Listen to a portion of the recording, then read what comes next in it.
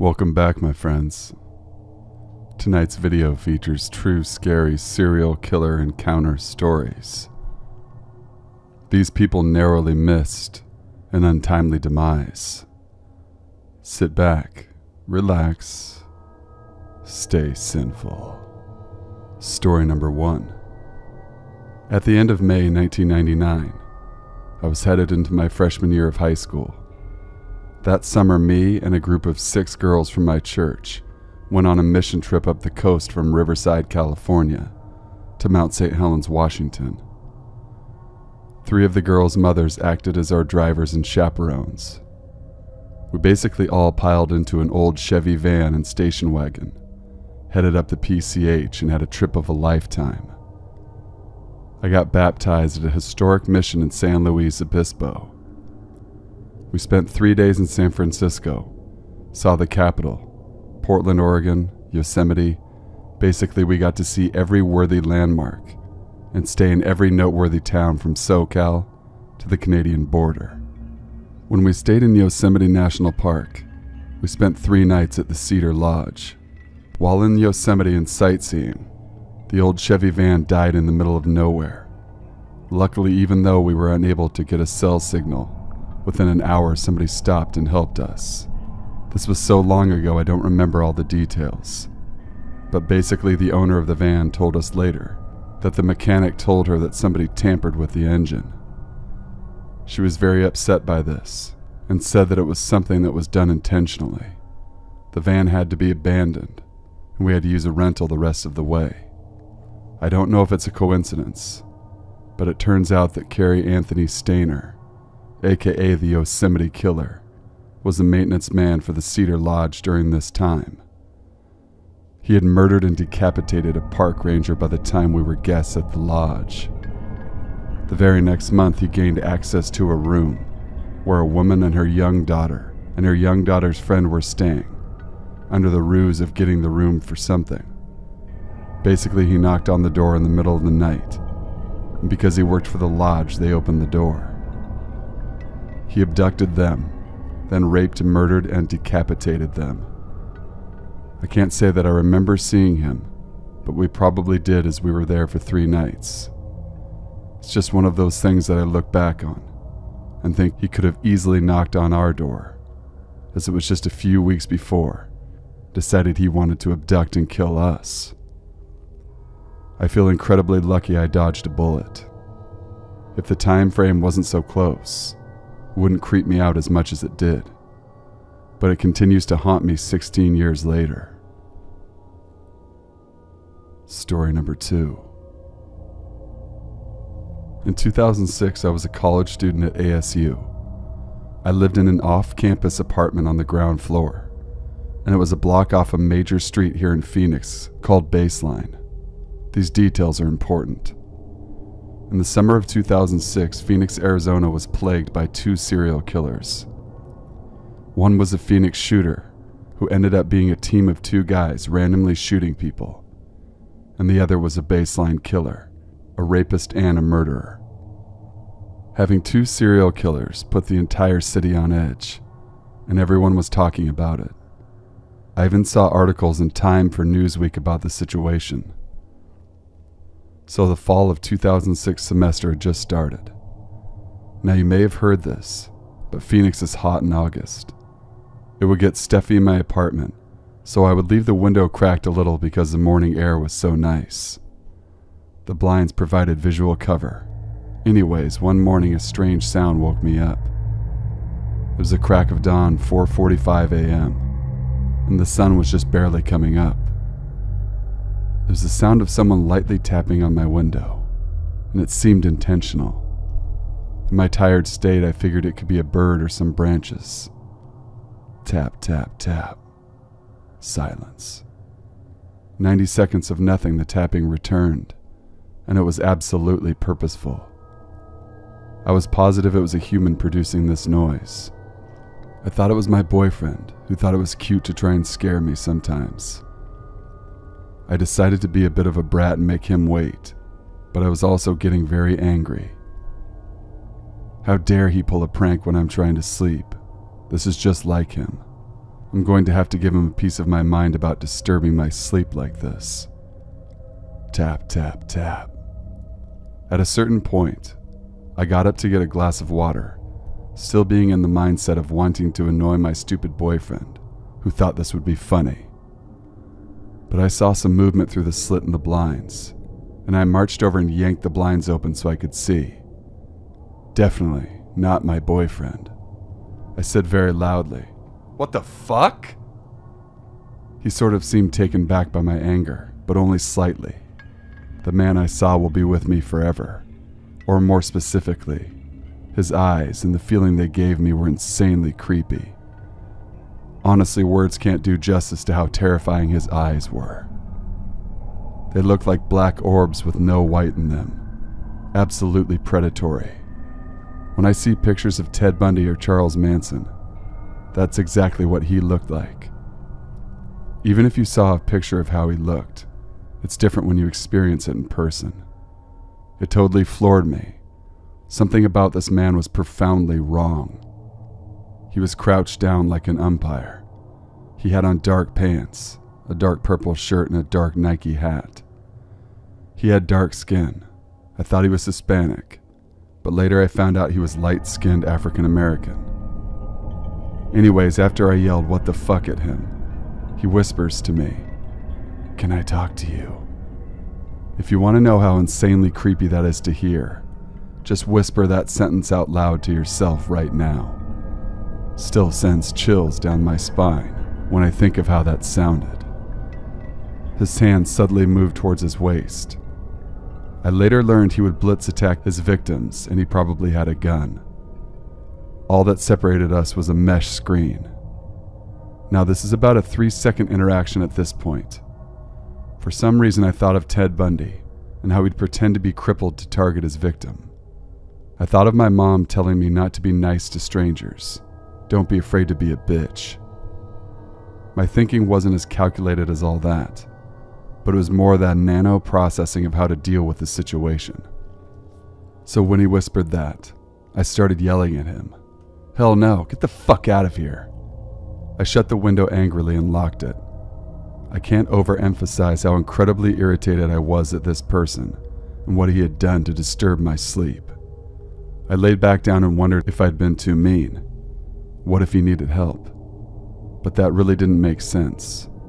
Why would he be tapping and whispering if he was truly in trouble? I decided he was a creep after all. I was too annoyed to go back to sleep, but I decided to lay back down. I told my roommate about an hour later. She jokingly asked if he could have been the baseline killer. When she said that, my heart sank.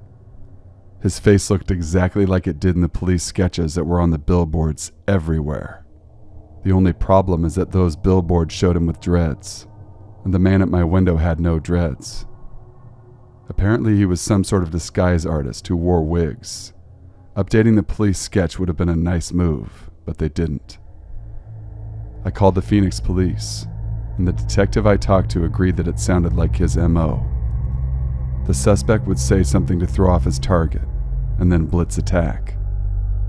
The detective said that my angry response probably made me seem like too much of a hassle, so he moved on.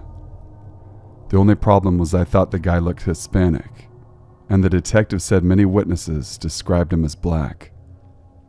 I thought they might want to come out and try for sample or surveillance video, but I didn't hear back from the detective. We learned another tenant had complained that same morning. I never learned the details, but this idiot was apparently going around the damn complex trying to find a target. The stupid apartment wouldn't let us out of our lease, so we moved to the second-floor apartment right above our old unit. Anyways, on September 4th, 2006, they arrested Mark Godot. I think the detective didn't call me back because they were days from arresting him. When I saw his mugshot, I was sick but also relieved. He was absolutely the man outside my window. To me, he looked like he could be Hispanic. You can judge for yourself if you Google his name. He's on death row in Arizona now. His wife tried to mount some campaign to show that the police were framing him or something. On a personal level, it certainly would make for an interesting coincidence. if this poor innocent man who they framed was also whispering like a creep and tapping on my window. The other cool thing about this story is that I had a really bad eating disorder at the time, and about 8 months after this happened, I got into solid recovery. I never would have experienced how wonderful life could be if the slightest thing would have changed that morning in 2006. Story number 3. This happened to someone my dad knows. One night, this friend, that we'll call Dan, was walking home on a certain road to get home after hanging out at a buddy's house. It was the middle of winter, between late January and late February, and the moon was full and bright. As Dan walked, a car came down the road and slowed as it approached him, and then stopped. The guy driving the car was young, in his mid-20s, and asked my dad's friend for directions. Dan told him where to go, and the guy asked if he wanted a ride home. Dan declined. The guy driving then asked Dan if he wanted to see what kind of underwear he was wearing. Dan turned and sprinted through some yards and a small patch of woods to get home. The guy drove off slowly down the road. The guy driving that car was a young Jeffrey Dahmer. This was winter of 1977, a year before he killed his first victim in Ohio. Story number 4. This story is true. I grew up in Tasmania. It was a beautiful place to live with so much natural beauty and very friendly people. Tasmania is an island at the bottom of the world, and all of the problems of the rest of the planet always seem so far away. Growing up, my family was middle class, and we lived in a middle class part of town. One of my best friends growing up lived in a pretty fancy neighborhood with large older houses and mostly boring neighbors who were very old and kept to themselves. When we were 10 years old, a man with long shaggy blonde hair and a pale face, who looked like he was in his late 20s or early 30s, moved into a house in my friend's street. The man only lived a few houses down from my friends. He was ghostly pale and would walk up and down the street, and to us he seemed like a pretty nice guy. Sometimes he would stop for a chat if we were playing in my friend's front yard. He had a childlike nature about him. To us at the time, he didn't even seem creepy. My friend's mother saw us talking to him on the street, and afterwards she politely warned us to stay away from him. I overheard her talking to my mom, saying that there's just something a bit off about this man. He was living in a huge house all by himself, which apparently he inherited. My friend and I walked past his house once, saw him standing in his dining room facing the wall, just staring at a blank wall. We watched him for 10 minutes and he didn't move. My friend had the balls to throw a stick at the window to see if he would react. He didn't move. One very hot Saturday afternoon, my friend and I were in his front yard shooting water pistols at each other. Out of nowhere, the pale, blonde-haired man showed up with a huge water gun, started shooting both of us. My friend and I looked at each other, being a bit startled by him suddenly showing up, but we let him join in. He was playing but was much bigger than us, was being a little over-aggressive. For example, he held my friend to the ground by his throat and shot water in his face, and was laughing like some sort of drunk psychopath. Being kids, we really didn't know what to do. My friend had tears in his eyes when the man took his hand off his throat. The man giggled and ran off down the street shouting, "I fucking got you both." When my friend's mom got home from the supermarket, we told her what happened. She went to give him a piece of her mind. Years later, she told us he just stared at her while she was yelling and had his blank, emotionless expression. Probably how he was staring at that wall that day a while back. The next time we saw him, it wasn't in person. It was about a year later. We saw his picture on the front page of the newspaper. His name was Martin Bryant. He shot and killed 36 people and wounded dozens more in Port Arthur. After the massacre, other kids in the neighborhood came forward, said that he also had water gun fights with them. Let's not meet. Story number 5. In the late 1970s, my uncle was studying medicine at the University of Chicago. After a morning class, he decided that he would hitchhike back home to Lincoln Park on the north side instead of paying for a taxi. A man drove up in a Plymouth Satellite and offered my uncle a ride. The man looked normal and seemed friendly, lighthearted even, so my uncle got in the car and they started driving towards Lakeshore Drive. However, once they got there, the man drove south on Lakeshore instead of north. My uncle told the man he was going the wrong way and to turn around and head north. The man looked at my uncle, put his hand on his knee and said, "No, son, you're coming with me," and smiled darkly at him. My uncle froze in panic, and when they hit traffic near the South Shore, he quickly unlocked the passenger door and ran away without looking back. A year or two later, on a cold December day, my uncle was having coffee in a cafe with my future aunt when he caught something on TV that made his blood run cold. He saw the man that had picked him up from school that day the year before. He had been arrested for the suspected rape and killing of over 20 young men and boys. The man on the television was John Wayne Gacy, and he had removed the door handle off the passenger side door to prevent the men he picked up from escaping. Thank you guys for watching. Please be sure to leave a like, comment, share, and subscribe for future content. Be sure to hit the Sinful store for any Stay Sinful merch that you're interested in. The link to my Teespring account is in the description box below.